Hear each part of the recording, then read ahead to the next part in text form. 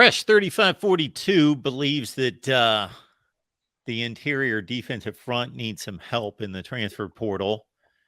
And also Fresh 3542 is looking for another linebacker.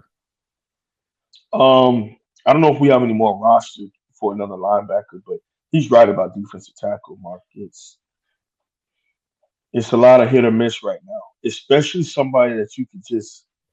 There was a young man out of Kentucky. I can't think of his name right now.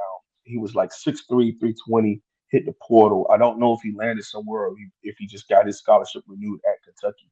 But that was somebody I thought Miami should pursue and go after and bring in. Someone that could solidify that two eye, that one technique, who takes pride in doing so. Because that's the job that not a lot of people want to do.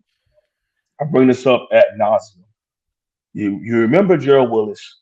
You remember uh, RJ McIntosh. But do you remember who was playing opposite of them that did all the dirty work for them to get the free one-on-ones as three techniques? Kendrick Norton did that for RJ McIntosh. Okay. And then John Ford and Pat Bethel kind of did that for Gerald Willis as a three tech. But more importantly, specifically talking about how those two of Norton and McIntosh just did. Norton took on that to allow McIntosh to backdoor plays, to just shoot in whatever gap because he was willing to take on the center and the guard majority of the time, and then eventually make his plays when they were there to be made. But that's a big thing, man. And having somebody who has a psyche that wants to do that, that takes pride in maintaining that gap, that takes pride in still making plays as a true, as you would call, nose in certain schemes is big. So I agree wholeheartedly. Your defensive tackle that you're trying to come up with is Justin Rogers. He was a top 50 player in the country, a 5-star out of Michigan who played at Kentucky. He is transferred to Auburn. That's a great fit. That's a great fit, man. And we'll probably end up playing them too, because I know we get on their schedule here soon.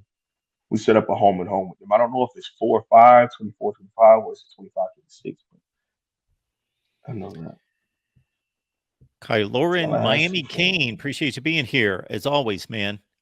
Says Trailer Hassie fan told me they stole Miami's best player. For some reason, they have this understanding that Daryl Jackson was just this Mm. amazing player. Um, hey, I don't like to hate on young men, especially because what do you get in that? But Daryl Jackson had some plays last season that were great, and he also has some times where he may not be put in the best position to be successful. Um, Good for him as far as going home and being able to do it for Tallahassee. But oh well, I disagree. Okay, I disagree that he took our best player, but it's hard to find good players when you look at that 5-17 as far as how they played down in and down out last season. Now, recruiting, you look at NCAA ratings or you look at preseason poll. Yeah, Miami had a bunch of good players on it. Miami had a bunch of talent on it. But I don't know where all that talent and good players were in certain games last year. I'm gonna say majority of the games, 90% of the games last season.